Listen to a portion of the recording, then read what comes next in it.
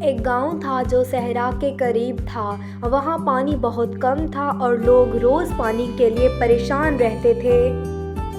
اس گاؤں میں ایک لڑکا تھا جس کا نام احمد تھا۔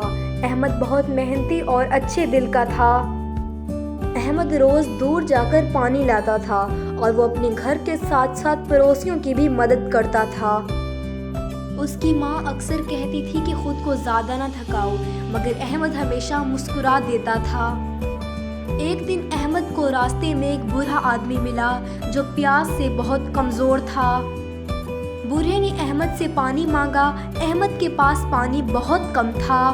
احمد نے کچھ سوچا اور پھر وہی پانی بوڑھے کو دے دیا۔ بوڑھے نے پانی پیا اور احمد کو دعا دی اور احمد خالی برتن لے کر گاؤں واپس آ گیا۔ اگلے دن گاؤں میں خوشی پھیل گئی۔ گاؤں کے قریب زمین سے پانی نکل آیا تھا۔ اب اس کے لیے پانی کافی تھا اور کسی کو پیاس نہ رہی۔